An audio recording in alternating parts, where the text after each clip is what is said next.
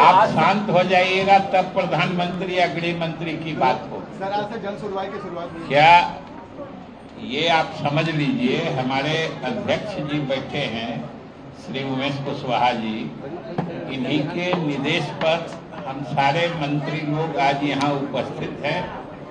और आप जानते हैं कि ये हम लोगों की पार्टी की शुरू से परंपरा रही है कि पार्टी के जितने भी मंत्री सरकार में होते हैं वो सब किसी न किसी दिन सप्ताह में यहाँ आकर पार्टी के कार्यकर्ताओं से मिलते हैं, या कभी कभी आम लोग भी अपने उस विभाग से संबंधित समस्या लेके आ जाते हैं तो उनका भी सुनते हैं और उसके निदान की व्यवस्था करते हैं। और आप सब जानते हैं कि देखिए, अब आप लोग भाई चुप तो रहिए, और आप सब जानते हैं कि ये नई सरकार बनी है और अभी तुरंत इसका विस्तार भी हुआ है। तो आज से जो जन सुनवाई का जनता दल यू का यह कार्यक्रम है, फिर से नए सिरे से नए कलेवर के साथ प्रारंभ हो रहा है। और आज के इस जो जन सुनवाई का कार्यक्रम है, इसमें हम लोगों ने जो कुछ लोग आए हैं उनका हम सुने हैं, और आप लोगों से बात करने के बाद भी हम लोग काफी देर तक हम सारे मंत्री यहाँ बैठते हैं और लोगों की समस्याओं को सुनते हैं और उसके निदान की व्यवस्था सरकार में कराते हैं। आज के इस कार्यक्रम में आप सभी लोगों का स्वागत है। अब बताइए आप क्या कर रहे हैं? सर, कौन से दिन कौन विभाग के मंत्री बैठेंगे जनता दरबार में, ऐसा भी कुछ प्रोग्राम है? ठीक है, प्रधानमंत्री जी ने जो कुछ बातें सलाह या सुझाव के तौर पर देश के नागरिकों को दी है, वो न सिर्फ सराहनीय है बल्कि प्रशंसनीय है। और आप सोच के देखिए कि उन्होंने जो बातें कही हैं उसमें से कौन सी ऐसी बात है जो आम लोगों के विरुद्ध जाती है, पहली चीज। और अगर विपक्ष इसमें भी राजनीति देखता है और इसको सरकार की विफलता का प्रतीक बताता है, तो ये तो उनका मानसिक दिवालियापन है। अगर कोई कहे कि घर में थोड़ा खर्च कम करो, तो कोई कहे कि घर फेल हो गया, इस घर का गार्जियन फेल हो गया। बचत की मानसिकता, उसमें भी सब जानते हैं कि किसी भी देश की अर्थव्यवस्था के मजबूती का आकलन उस देश के विदेशी मुद्रा भंडार के साइज से, उसके आकार से किया जाता है। किस देश के पास कितना विदेशी मुद्रा का भंडार है, उस देश की आर्थिक स्थिति उतनी ही मजबूत मानी जाती है। ये सामान्य जो अंतर्राष्ट्रीय अर्थशास्त्र का सिद्धांत है। इस परिस्थिति में जो भी इस देश की अर्थव्यवस्था को समझता है, जो भी विदेशी मुद्रा भंडार के महत्व को समझता है, वो सब इन चीजों की सराहना करता है। क्योंकि आप सोचिए कि प्रधानमंत्री ने क्या कहा है कि पेट्रोल डीजल का खपत कम करिए, ये तो सामान्य सी बात है। और सब हम लोग जानते हैं कि पेट्रोलियम पदार्थ को आयात करने के लिए, इंपोर्ट करने के लिए हमारे विदेशी मुद्रा भंडार का एक बहुत बड़ा हिस्सा देश का खर्च होता है। लगभग 25% विदेशी मुद्रा जो खर्च होती है सरकार की, वो पेट्रोलियम पदार्थों के आयात पर होती है। तो उन्होंने कहा है कि इसका खर्चा कम करिए, कोई काम छोड़ने के लिए तो नहीं कहा। अब इनकी कैसी दिवालियापन वाली मानसिकता है वो हम नहीं समझते। उसी तरीके से उन्होंने कहा है कि सोना खरीदना थोड़ा कम करिए या साल भर के लिए बंद करिए। जैसे पेट्रोलियम पदार्थ पर 25% विदेशी मुद्रा खर्च होती है। आप आगे हैं तो पीछे मत देखिए, जो आगे है आगे देखिए, पीछे घूमिएगा तो उससे अच्छा पीछे चले जाएंगे। तो उसके बाद आप जान लीजिए कि पेट्रोलियम पदार्थ के बाद बहुत बड़ा हिस्सा सोना के आयात पर खर्च होता है, विदेशी मुद्रा। 700 से 800 टन सोना अपने देश में प्रतिवर्ष इंपोर्ट होता है, आयात होता है, और उस पर बाहर से मंगाने में विदेशी मुद्रा खर्च होता है। तो इसलिए सोना अगर हम थोड़े दिन कम खरीदते हैं या नहीं खरीदते हैं तो इससे क्या फर्क पड़ता है। और अगर आपके इस काम के करने से देश की अर्थव्यवस्था मजबूत होती है तो यह तो आपके राष्ट्र प्रेम, देश प्रेम की निशानी होगी। और जो ये नहीं सोचते हैं इसका मतलब उनको देश से कोई मतलब नहीं है, देश की कोई किसी चीज से मतलब नहीं है। उसके बाद उन्होंने कहा है कि विदेश कम जाइए, क्योंकि विदेश जाने से खर्च, विदेशी मुद्रा का खर्च होता है। और हम लोग भी कुछ जगह देखे हैं विदेश का, और अपने देश की भी जगहों को हम लोगों ने देखा है। अपने देश में भी कई ऐसे जगह हैं जो किसी भी विदेश के पर्यटन स्थल से कम जोर नहीं है। चाहे आपको हिल स्टेशन जाना हो, चाहे सी बीच पे जाना हो, कहीं माउंटेन रेंज देखना हो, आइस कैप्ड माउंटेन देखना हो, जो चीज देखना हो अपने देश में उपलब्ध है।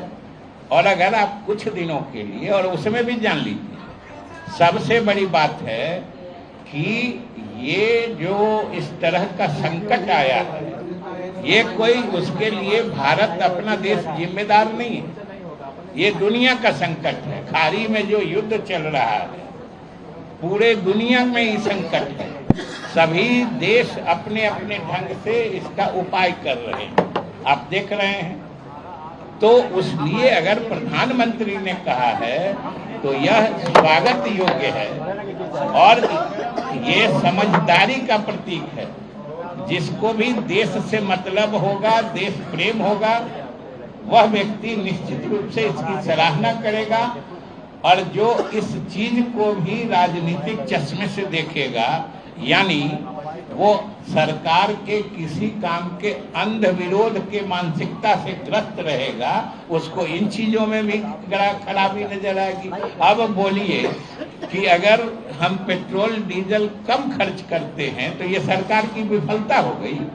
अगर आप घर में थोड़ा कम खर्च करके पैसा बचाते हैं, आप ही के परिवार में सेविंग होता है, तो ये आपकी विफलता हो गई। ये कहाँ का पैमाना है भाई?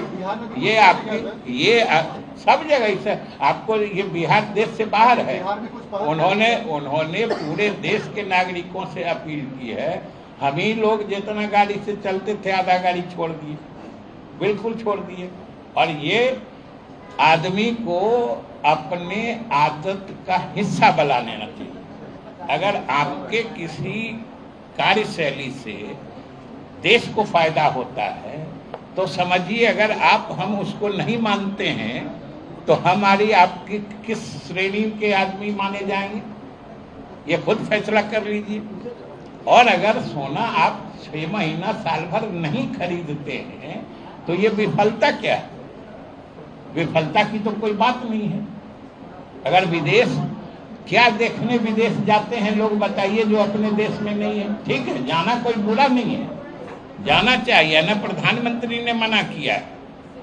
लेकिन उन्होंने कहा है कि फिलहाल जो पूरे दुनिया में संकट आया हुआ है खाड़ी युद्ध के कारण, और खाड़ी युद्ध तो एक तरह से पूरे दुनिया पे थोपा गया है, और भारत सरकार की उसमें सराहनीय नीति रही है, और भारत सरकार के नीतियों की प्रशंसा पूरे विश्व में हो रही है। भारत सरकार का शुरू से मानना है कि यह अनावश्यक युद्ध है, इस युद्ध को तत्काल बंद होना चाहिए।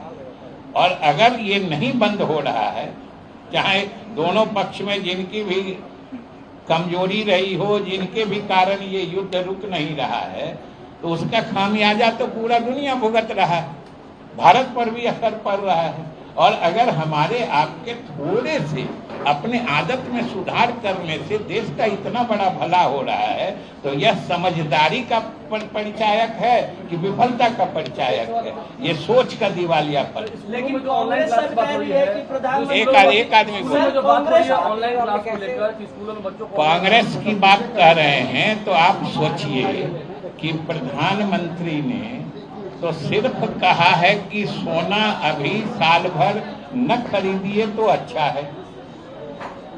और कांग्रेस के प्रधानमंत्री जवाहरलाल नेहरू थे, तो भारत चीन युद्ध जब 1962 में हुआ था तो उन्होंने नागरिकों से सरकार के लिए सोना दान करने की अपील की थी। लोगों ने सरकार को अपना सोना दे दिया था मुफ्त में, देश की इज्जत बचाने के लिए। और प्रधानमंत्री जवाहरलाल नेहरू ने इसका आमंत्रण दिया था, लोगों से अपील की थी।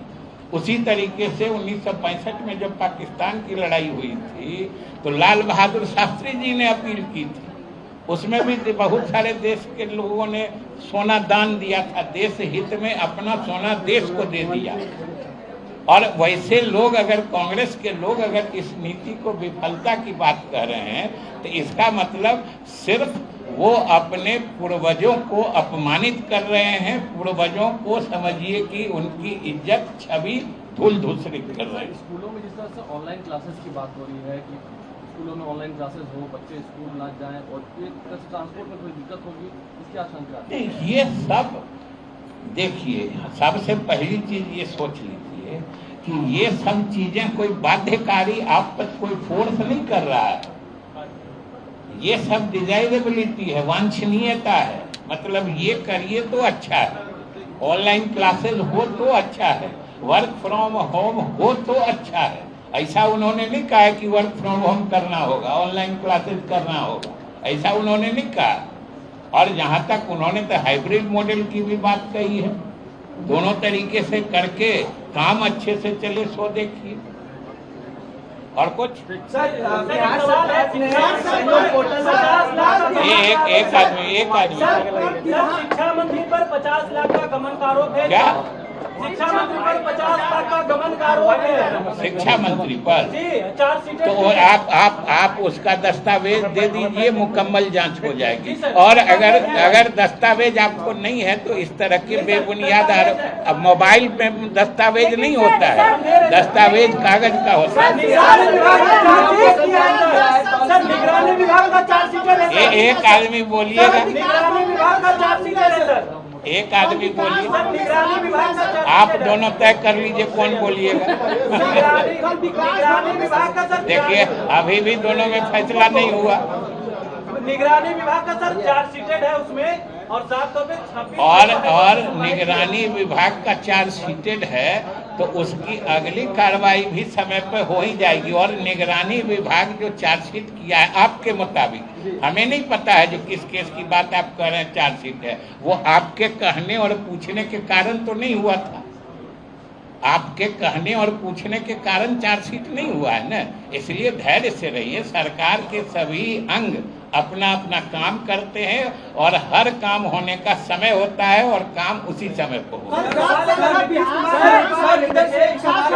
फिर आप किधर किसी अच्छा इनको बोलने दीजिए भाई, बहुत देर से ट्राई कर रहे हैं।